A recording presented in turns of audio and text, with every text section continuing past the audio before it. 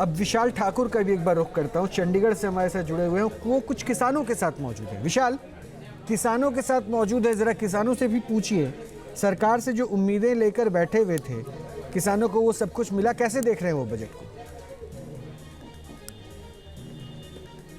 देखिए, बिल्कुल, जब हमने किसानों से बात की थी तो उनका कहना था कि हमें इस बजट से काफ़ी उम्मीदें थी। हमारे साथ आप देख सकते हैं कितने किसान यहाँ पर मौजूद हैं। आज केंद्रीय बजट जो है पेश किया गया है, कितनी उम्मीदें थी आपको कि इस बजट से कि किसानों को थोड़ी राहत मिली?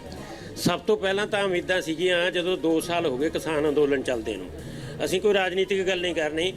ਜਦੋਂ 14 ਦੇ ਵਿੱਚ ਪ੍ਰਧਾਨ ਮੰਤਰੀ ਬਣਿਆ ਉਹ ਵੀ ਗੱਲਾਂ ਛੱਡ ਦਿਓ ਸਾਰੀਆਂ।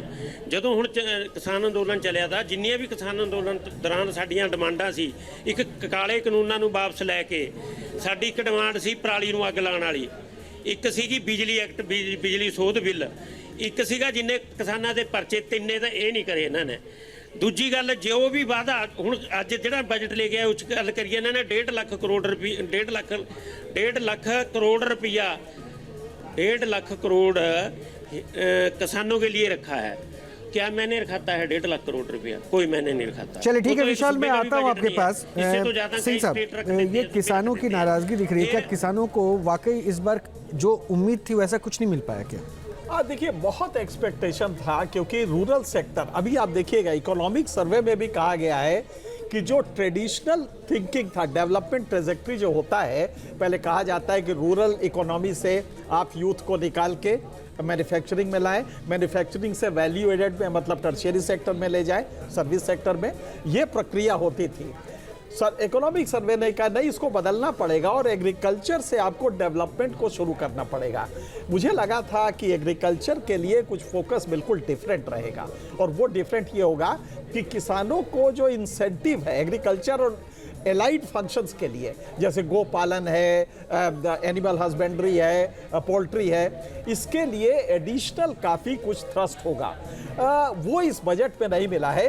तो ये जो सरदार साहब कह रहे थे, जो निराशा थी, वो मेरे ख्याल से अक्रॉस द कंट्री आप पाएंगे कि किसानों में इस बजट को लेके बहुत उत्साह नहीं होगा। क्योंकि ऐसा कुछ भी नहीं हुआ है जिससे किसान को डायरेक्ट उत्साह बढ़े कि वो प्रोडक्शन में जाए, चाहे वो एलाइड फंक्शंस करे। राजदान साहब, क्या आपको भी लगता है कि ये बजट जॉब ओरिएंटेड है?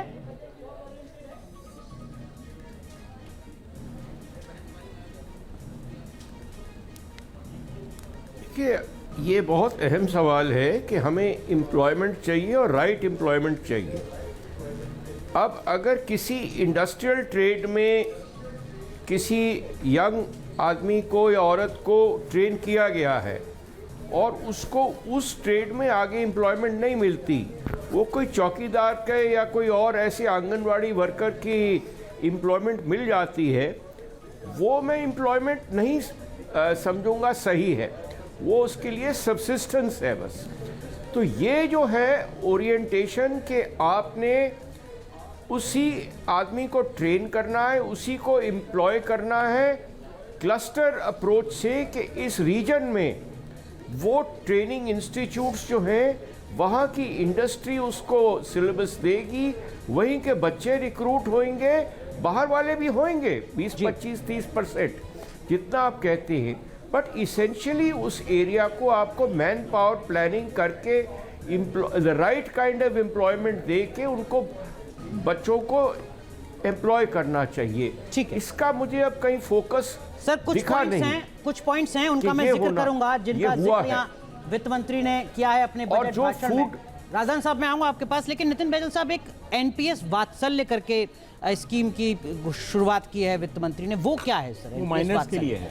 माइनस को एनपीएस तो नौकरी पेशा लोगों के लिए होती है। हाँ जी, अब ये अगर आप वही कहना है ये प्रावधान नए लाए हैं अगर, तो ये कॉमन मैन के लिए एक ये नई चीज़ शुरू हुई है, क्योंकि ये सिर्फ जो एम्प्लॉयड है या अदरवाइज भी प्राइवेट में भी आप कर सकते हैं, ऐसी कोई बात नहीं, प्राइवेटली आप कर नहीं सकते। तो मैं अपने बच्चे का एनपीएस खाता खोल सकता हूँ? आप खोल सकते हैं। उससे मुझे क्या फायदा होगा आपका? वो क्योंकि अब अगर आप जो पुरानी, पहले देखिए सुपर एनुएशन होता था, अब लोग सुपर एनुएशन से मूव आउट करके धीरे धीरे एनपीएस के अंदर जा रहे हैं। एनपीएस फिर भी मार्केट के अंदर और डेट के अंदर, तो इक्विटी डेट अच्छा रिटर्न देता है, रिटर्न अच्छा देता है। तो एक वो अच्छा प्रावधान है और वो आगे के लिए अच्छा रहेगा। न्यूज नेशन अब व्हाट्सएप पर खबरों की ताजा अपडेट के लिए न्यूज नेशन के इस क्यूआर कोड को स्कैन करें।